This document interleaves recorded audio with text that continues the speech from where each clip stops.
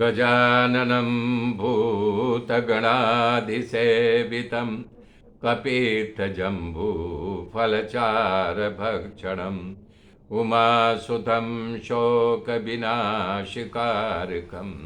नमामि विघ्नेश्वरपादपङ्कजं। गुरुर्ब्रह्मा गुरुर्विष्णु गुरुदेव महेश्वर गुरु साक्षात् परब्रह्म तस्मै श्री गुरुवे नमः। तस्मै श्री गुरुवे नमः। या कुन्देन्दु तुषारहारधवला या शुभ्रवस्त्रावृता या वीणावरदण्डमण्डितकरा या श्वेतपद्मासना या ब्रह्माच्युतशङ्कर पवित्रभिर्देवैः सदा वन्दिता सा मां पातु सरस्वती भगवती निःशेषजाड्यापः। हरिः हरिः ओ। हरे राम राम राम हरे हरे, हरे कृष्ण कृष्ण कृष्ण हरे हरे, हरे राम राम राम हरे हरे, हरे कृष्ण कृष्ण कृष्ण हरे हरे। ओम नमो भगवते वासुदेवाय नमः। ओम परमात्मने नमः। रात के समय सब एकत्रित हो गए पूरा ब्रज नंद बाबा के घर पर। तो नंद बाबा कह रहे, हे उद्धव, मेरा गोविंद हमको मिलने के लिए एक बार आए न। बहुत दिनों से अपने श्याम को मैं देखा नहीं, मेरा मन व्याकुल है, बेचैन है। हे उद्धव, मेरे कृष्ण का हृदय खूब उदार है, उसकी शक्ति भी अनंत है। उसने दावालन, आंधी, वर्षा, वृकासुर, अजगर आदि अनेक राक्षसों से मेरी रक्षा की है। हे उद्धव, जब सभी कृष्ण के पराक्रम याद आते हैं तो हमारी क्रियाएं रुक जाती हैं। उनका हंसना बोलना सब सतत याद आता रहता है। ब्रज में कई बार ऐसा बना है कि कोई गोपी या ग्वाल कहीं जा रहा है, उसके हाथ में कोई पात्र हो और वो स्थान जहाँ पूतना ने को भगवान ने गिरा के उसके छाती पर खेला है, वहाँ पहुँचते हैं तो उनके हाथ से डरबस पात्र गिर जाता है जो हाथ में होता है। नंद बाबा कह रहे हैं, उद्धव, यमुना जी को देख करके कृष्ण की याद आती है, गिरिराज को देख करके उनकी याद आती है कि अपने बाएं हाथ की कांगुली पर 7 दिन सतत जो है उठाए रहा। वृंदावन को देख करके हमारे गोपाल याद आते हैं, उनकी गाय को देखकर गोविंद याद आता है, उनकी मुरली सुनाई देने लगती है। उद्धव, यमुना जी के किनारे जाए तो कृष्ण के पैर का चिन्ह दिखाई देता है, जिसको देखते ही मेरा मन कृष्णमय बन जाता है। हे उद्धव, इसमें कोई शंका का स्थान नहीं है कि श्री कृष्ण बलराम देवताओं के शिरोमणि हैं। चौकस कोई देवताओं का कार्य करने के लिए पृथ्वी पर आए हैं। इस बात को मुंह से स्वयं गर्गाचार्य जी ने भी कही थी।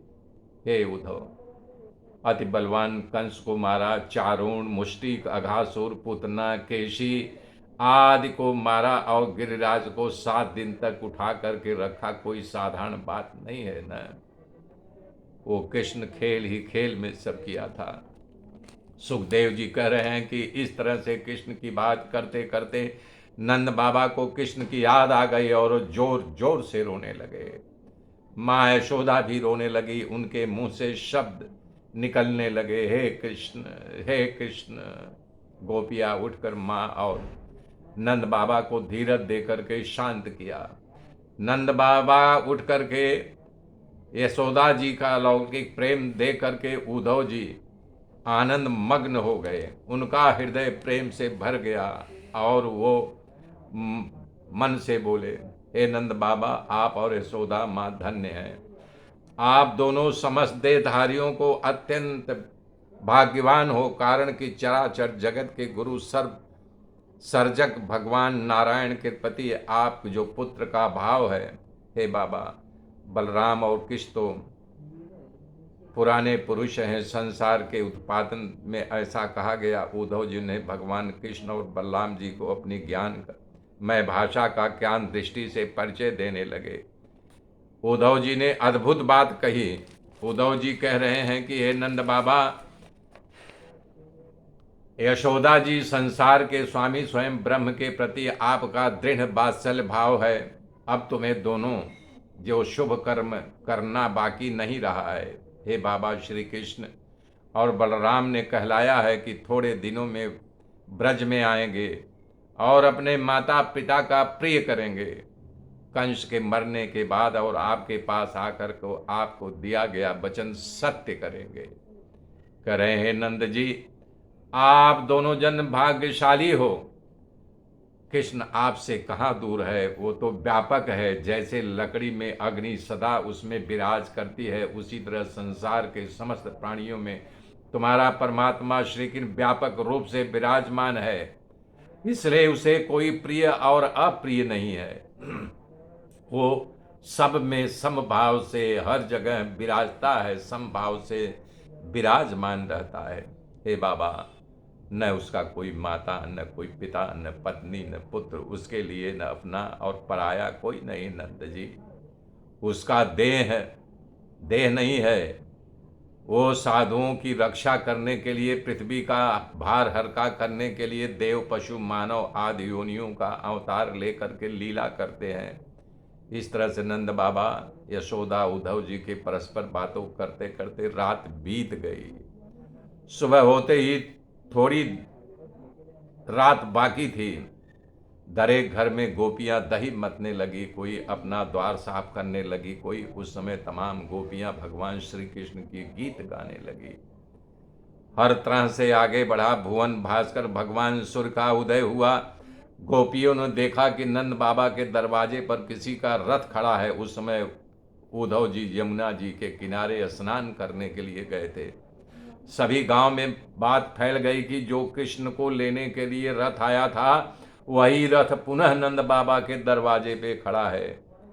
गोपियां ये पूछने लगी, अरे ये रथ में कौन आया है, ये रथ किस लिए यहाँ आया है। इस प्रकार से बात करते करते सारी गोपियां अपने श्याम सुंदर को जो ले गया है, अकूर ही तो नहीं आया है। तभी दूसरी गोपी बोली, क्या हम लोग मथुरा से पिंडदान करना है क्या? तभी एक गोपी बोली कि हम लोगों को मथुरा ले जा करके भले मार डाले, पर अपने प्रीतम का दर्शन तो होगा ना। इस तरह से गोपियां आपस में बात कर रही। तभी उद्धव जी अपने नित्य क्रिया से खाली होकर के वहां आए। उद्धव जी को देख करके गोपियां हर्षित हो गई, कारण उनका रंग भी श्याम था और स्वरूप कृष्ण में मिलता जुलता था। गोपियां बात करने लगी कि ये कौन होगा, कहाँ से आया होगा, इसका यहाँ आने का प्रयोजन क्या है। बाद में परिचय करने के लिए गोपियां उद्धव जी को घेर लिया। उद्धव जी ने कहा कि मैं कृष्ण का दूत और उनका अंतरंग मित्र हूँ, मेरा नाम उद्धव है। इस बात को सुनते ही गोपियां उद्धव जी को प्रणाम किया और लज्जा हास के साथ मधुर वाणी में उनका स्वागत करने लगी। गोपियां उद्धव जी को एकांत में ले गई और उद्धव जी को आसन पे बैठाया। गोपियों का टोला चारों तरफ से उद्धव जी को घेर करके बैठ गया।